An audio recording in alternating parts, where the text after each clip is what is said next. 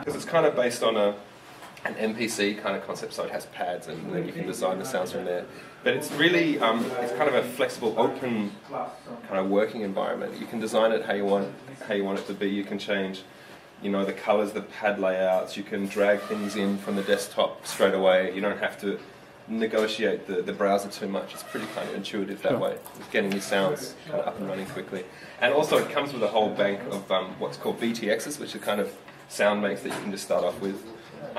You can load in Rex files or MIDI files. So it's pretty simple to get it up and running. Click with Control onto the pads there. We open up the pad properties box. This is where we can define that exact sample and get into more detail. So if I press the square there, you can see that I have, you know, a basic kick sample there, and we can just solo that. Press play so you can hear it. I'll just go into Beatstation and also solo it, so we're just hearing that by itself.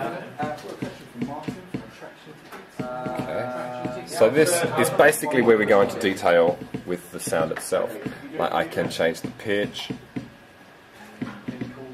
I could say reverse the sample, all in real time, all while the sequence is running. I also have an effects bank up here, which relates to the main effects here. So we've got a tape delay on effects channel 1, a reverb on channel 2, and that's your main volume kind of there. So we could easily just like, I've got a chorus on that, or I could use a bit crusher. You've got kind of different effects that you can use. And then I could send that here to the main effects bank. So you've got a pretty open system there for, you know, getting your own kind of custom sound happening. I could also go into the user or so the Toontrack libraries that come with the software, and I could say, okay, maybe hang on, that's the bass. I could go into the kick here. I could select a different. If I double click on that, you can select different samples that come bundled with, and then I could just drag that also onto the same sound. Now we have that sample as well. So if I go down to that sample, that I've now got full control over that. I can change the pitch. So you can layer things very easily. I've got an envelope there for changing the parameters a bit more, unmuted, and then put the track back on.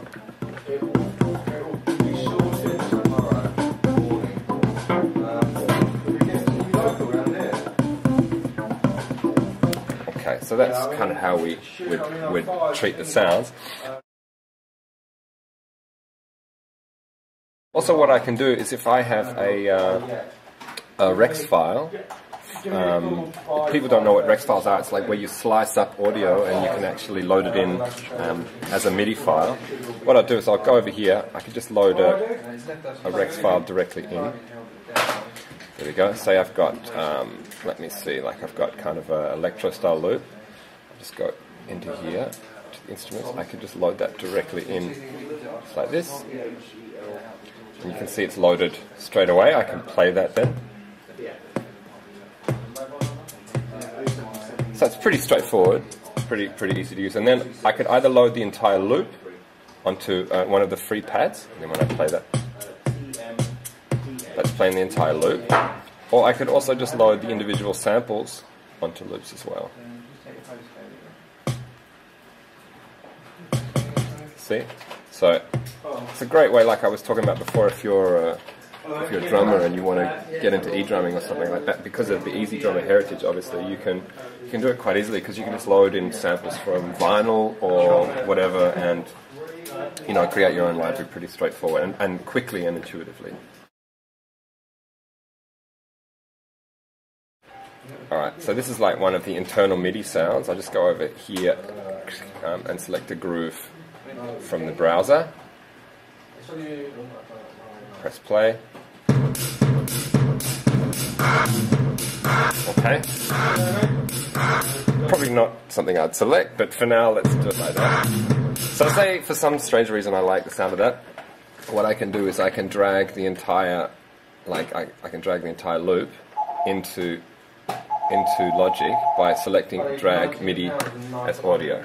So you can see if I go back into my user menu, that's now selected. Right? So now all I have to do is grab the MIDI file here, go over to Logic, And then I'm moving into Logic for a sec.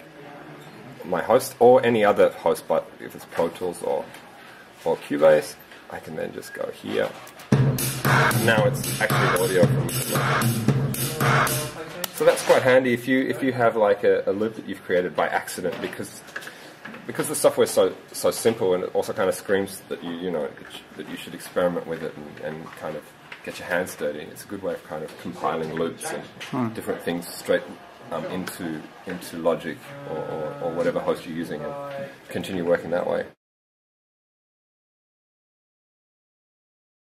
One of the great features about this is it comes also with a really simple sample recorder, which you can just go up here, show sample recorder there on the right.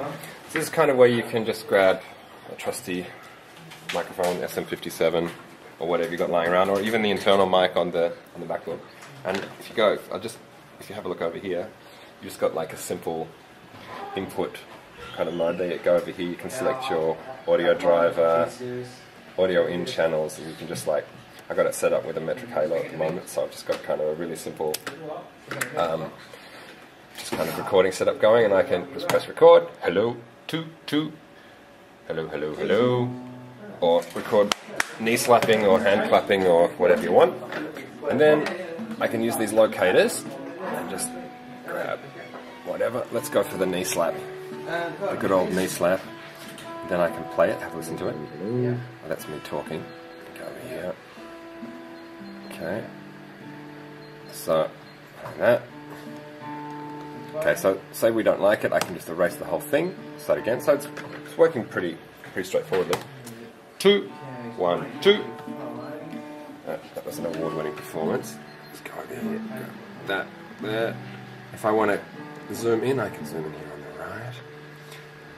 And then what I can do is just go here into my browser, just load that file directly into the browser like that, like this, and call it file 1, okay?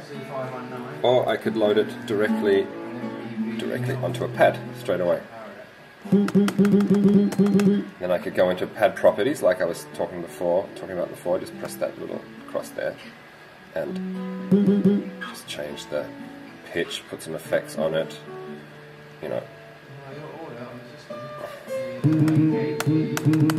whatever. So basically that's how the sample recorder works. It works just as you would expect it to work. You can record simply, easily, put it straight into a pad or straight into your browser and create sounds that way. And I mean, often people say, yeah, you can sample yourself in the bathroom or whatever. You always think, well, why the hell are you going to do that? But actually, you can come up with some interesting stuff just by getting out there with a mic or a USB mic, or even the internal mic on whatever computer you're using. Or if you're running it from within a host, you can use the host software to record the audio, and you can then import it directly into the plugin like that.